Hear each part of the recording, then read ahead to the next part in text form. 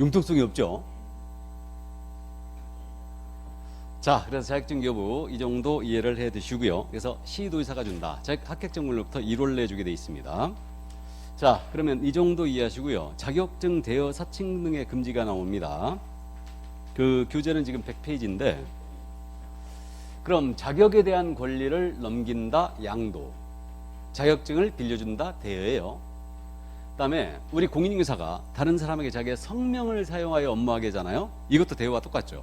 그럼 예를 들어서 A 공인인증사가 있는데 B라는 자로 하여금 자기의 성명을 사용해서 중개 업무를 하도록 해주는 거예요. 그럼 A가 B한테 자격증 빌려준 거와 비슷하죠. 이게. 그래서 이거 모두 금지입니다. 그래서 우리는 전문 자격증이니까 양도하는 행위, 대여하는 행위, 그다음에 성명을 사용하여 업무하게 하는 행위 전부 다 금지예요. 그럼 유상, 무상을 따지지 않습니다. 무상으로 빌려도 마찬가지다. 그래서 이건 전면 금지고요. 그러면 아드님이 자격을 취득해서 아버님께 중개사무소 열어주는 거예요. 이거 대여다 아니다? 대여다. 처가 자격을 취득해서 남편께 이거 자격증을 사무소에 열어줍니다. 역시 이것도 대여다. 그러니까 어떤 식으로든 자격을 취득한 자가 사용해야 되지 다른 사람이 쓰게 되면 이건 전부 다 대여로 갑니다. 이때는 대여에 걸리면 자격 취소해버립니다. 자격을 취소하고요. 고발 들어가요. 1년 이하의 지역 또는 1,000만 원의 벌금에 처하게 됩니다. 그래서 이게 바로 자격증 대여 사칭 금지다. 이 정도 이해하시고요. 그 다음에 이제 유사명칭 사용 금지인데 공무원 사칭하면 안 되듯이 공인중개사가 아닌 자예요. 공인중개사가 아닌 자는 공인중개사 사무소 또는 공인중개사 또는 이와 유사 명칭을 사용하지 못합니다. 그러니까 일반인으로 하여금 공인중개사가 아닌데 공인중개사를 오인할 소지가 있게 만들었다. 그럼 이때는 이제 사칭으로 처벌됩니다. 이때는. 그래서 공인중개사가 아닌 자는 절대 공인중개사 이와 유사 명칭을 못 쓰게 돼 있어요. 이게. 자, 그럼 그 정도 이해만 해 두시고요. 그래서 대여 사칭 금지 이런 게 있다는 거 이해만 해 두시기 바랍니다. 자, 그럼 이제 시험 제도에 대한 부분은 여기까지예요. 그래서 나머지 이제 합격자 일정이라든가 이런 건 다 말씀드렸기 때문에 크게 뭐 어려운 점이 없습니다. 참고로 있잖아요. 우리 지금 상대평가 얘기 나오죠. 그럼 상대평가 얘기가 나오는데 상대평가할 때는 선발을 어떻게 하냐면요. 1차 과목, 2차 과목 따로따로 가죠. 그럼 상대평가를 할 때 선발 방식이 1차 과목 있잖아요. 1차 과목은 매 과목 40점 이상 득점을 해야 돼요. 득점을 해야 되고 평균 60점 이상을 득점해야지만 합격이에요. 그러니까 뭔 얘기냐? 상대평가를 할 때도 1차 과목 무조건 절대평가예요. 상대평가를 할 때도 1차 과목 무조건 절대평가다.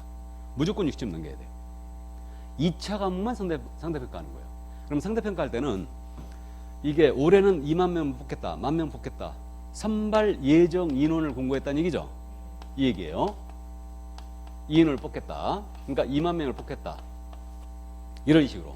그럼 1차 과목은 여전히 과락 없이 평균 60점 이상 득점해 줘야 되고요. 2차 과목에 있어서만 어떻게 선발하느냐? 매 과목 40점 이상 득점자 중에서 고득점자 순으로 선발 예정인에 달할까지 합격자를 결정합니다.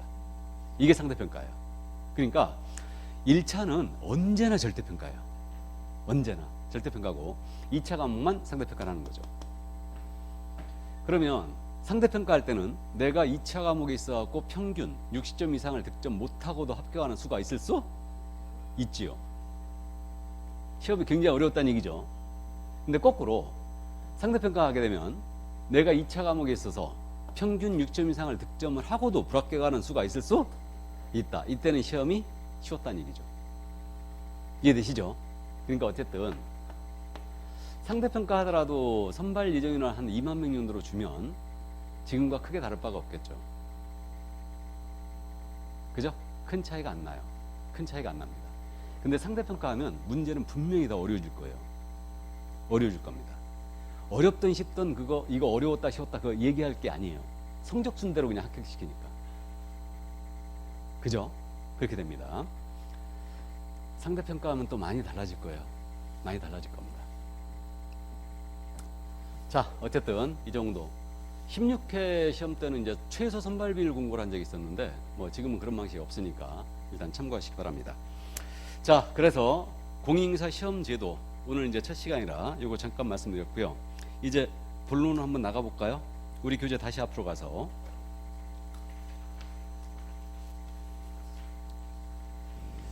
자, 지금서부터 이제 우리 과목이 공인중개사 법령 파트가 있다고 그랬고, 부동산 거래 신고 등에 관한 법령 이게 있다고 그랬고, 실무 파트가 있다고 그랬어요. 중개 실무 이렇게 했는데, 지금 공부하는 내용이 공인중개사 법령 파트를 지금 현재 공부하는 겁니다. 그래서 교재는 지금 총설 그래가지고 거기 48쪽이 있죠.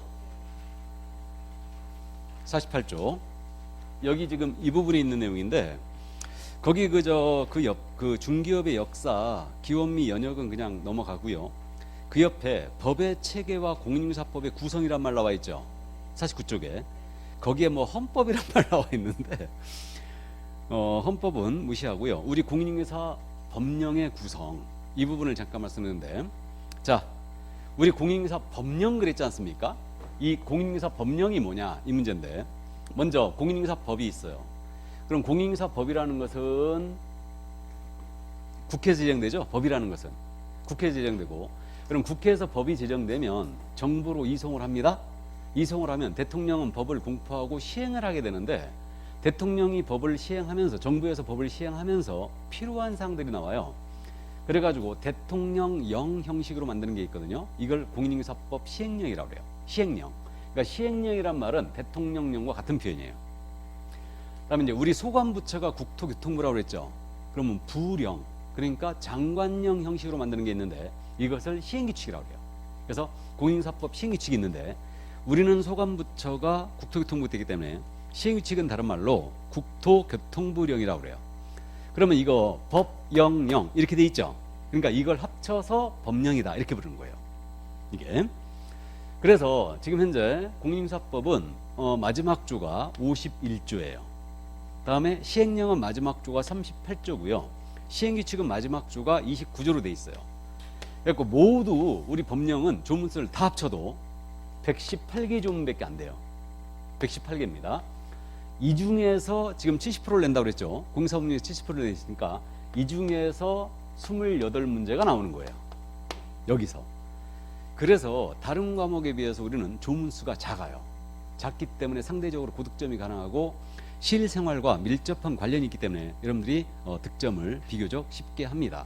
이게 생각을 해보면요, 공인중개사법이 51조가 마지막 조니까 법을 위주로 출제하겠죠. 그러면 28개 조문은 시험 볼 때마다 나온다는 얘기고, 이리 걸치고 저리 걸치면 거의 다 내는 거예요 지금. 그래서 이제 그렇게 참고를 해주시면 됩니다. 그래서 이게 바로 이제 법의 3단계 구조. 그러니까 법은 다 법, 시행령, 시행규칙. 그러니까 이제 시행령은 법에서 이제 골격을 정해주면 시행령과 시행규칙에서 피와 살을 붙이는 거예요. 그래서 시행령은 법에서 이제 위임한 사항, 법의 시행하라 필요한 사항을 자고, 시행규칙은 좀 더 세부적으로 법이나 시행령에서 위임한 사항이라든가 법이나 시행령에 이제 필요한 사항들을 정하게 됩니다. 그러면 이게 법의 3단계 구조 이렇게 이제 내려가고 있으니까 시행규칙은 시행령을 위반할 수 없겠죠. 당연히 또 법은 위반할 수 없겠죠. 지금 대통령이 국토교통부 장관보다는 높잖아요. 그러니까 당연히 시행규칙은 시행령을 위반할 수 없습니다.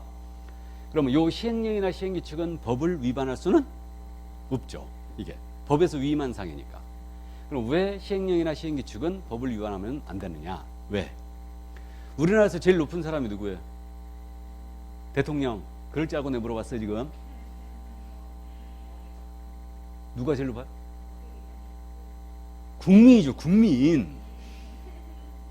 이론적으로만. 이론적으로는 국민이 제일 높죠. 누구는 뭐 국민을 개돼지라고 했는데 어쨌든 국민이 제일 높아요. 그래서 이제 요 시행령이나 시행규칙은 법을 위반할 수 없는 게, 법이 국회에서 만들어진다고 했죠. 그러니까 국회는 우리 국민들의 대표기관인 국회의원이 있잖아요. 그들이 만들기 때문에 법을 위반할 수 없어요. 그럼 이 법은 또 헌법이라는 거 있죠. 헌법이라는 걸 위반할 수 없어요. 헌법은 국가의 통치 조직이라든가 국민의 기본권에 관한 사항을 정했죠. 그러니까 법은 헌법을 위반하면 안 돼요. 법이 헌법을 위반했잖아요. 무효죠. 무효입니다. 그러니까 이제 최상의 법에 이제 헌법이 있는 거예요. 자, 그럼 이 정도 참고해 주시는데, 우리 법 이름이 우리는 공인중개사 법이죠. 근데 우리 파트에 부동산 거래 신고 등이라는 법령이 있다고 그랬죠. 그럼 이게 부동산 거래 신고 등에 관한 법률이 있어요. 어떨 때는 법이라고 쓰고 어떨 때는 법률이라고 쓰거든요. 법 이름을 정할 때 어떤 경우는 법이고 어떤 경우는 법률이냐 이 문제인데, 여러분들 공법에 국토의 계획 및 이용에 관한 법률이 있어요. 국토의 계획 및 이용에 관한 법률, 국토의 계획 및 이용에 관한 법 이렇게 돼 있는 게 아니고 국토의 계획 및 이용에 관한 법률 이렇게 돼 있어요. 근데 또 공시법에 부동산 등기법이 있죠. 그럼 부동산 등기에 관한 법률이 아니고 부동산 등기법 그랬어요. 근데 또 여러분들 그 공시법 시간에 지적법이 있잖아요. 줄여서 지적법인데 공간 정보의 구축 및 관리 등에 관한 법률, 이걸 줄여서 지적법이라고 불러요. 공간 정보의 구축 및 관리 등에 관한 법률, 이건 또 법률로 돼 있죠. 어떨 때는 법이고 어떨 때는 법률이에요. 어디에 차이가 있는 것 같아요? 어떨 때는 법이고 어떨 때는 법률이 이랬잖아요.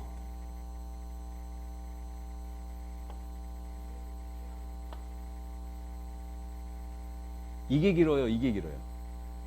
밑에가 길죠? 그래도 느낌 안 와요? 법이 이름이 길잖아요? 그럼 법률. 짧잖아요? 그럼 법. 그렇게 정해요. 이건 제가 그렇게 얘기하는 게 아니고 그렇게 정하게 돼 있어요. 그러니까 법을 만들 때, 이름을 붙일 때 법이냐 법률이냐는 기냐 짧으냐, 그러니까 정확하게 이제 이론적으로 표현하면 한 문장으로 바로 이 법이 무슨 법이다라는 거 알아볼 수 있으면 법, 길어가지고 좀 잘 모르겠다면 법률 이렇게 붙여요. 그러니까 부동산 거래 신고 등에 관한 법률, 국토의 계획 및 이용에 관한 법률, 공간 정보의 구축 및 관리 등에 관한 법률, 길잖아요 다. 그죠? 길면은 법률. 그러니까 민법률 그러는 게 아니고 민법 이렇게 하는 거예요. 민법 이렇게, 지방세법 이렇게 짧으면, 공인중개사법 이렇게 짧으니까. 그러니까 하나만 딱 넣어도 법만 넣어도 알아보거든요. 참고하세요. 그러니까 이제 우리가 법을 공부하니까 그런 기초 지식은 참고하시기 바랍니다. 이런 건 시험에 절대 안 내요. 자, 그러면 이제 우리 법령의 구성 이렇게 돼 있다는 거 이해를 일단 해두시고, 그럼 넘어가 보실까요? 우리 법의 성격이란 말이 50쪽에 나와 있는데 이건 넘어갑니다. 넘어가고 이제 우리 법의 제정 목적, 거기 53쪽이 있습니다. 법제 1조. 자, 우리 법 제정 목적에 나와 있는데 읽어드립니다. 자, 공인중개사법은, 이 법은 공인중개사의 업무 등에 관한 사항을 정하여, 여기서 끊어보시죠. 그 전문성을 제고하고, 여기서 끊어보시고, 부동산 중개업을 건전하게 육성하여, 여기서 끊어보시고, 국민경제 이바지함을 목적으로 한다. 이게 우리 법의 제정 목적이에요. 우리는 이런 것도 추접스럽게 출제하거든요. 그러니까 일단 이제 나중에 암기할 건데, 공인중개사 업무 등에 관한 사항을 정한답니다. 우리 법이. 그리고 그 전문성을 높인대요. 제고란 말은 높인다는 얘기죠. 그다음에 부동산 중개업이에요. 부동산 중개업을 건전하게 육성하여 국민경제 이바지함을 목적으로 한다. 이렇게 되어 있습니다. 그래서 우리는 부동산 중개에 관한 사항을 정한 법이기 때문에 중개업을 육성함의 목적이 있는 것이지 부동산업을 육성함의 목적이 있는 것이 아니에요. 그래서 이 정도만 일단 참고해 두시기 바랍니다. 자, 그러면 이제 넘어갑니다. 넘어가서 법제 2조 용어의 정의가 나오거든요. 그래서 이제 오늘 첫 수업인데 용어는 꼭 이해를 해 두셔야 됩니다. 요거는 그럼 맑은 정신으로 좀 쉬었다 할까요? 예, 좀 쉬었다 하죠.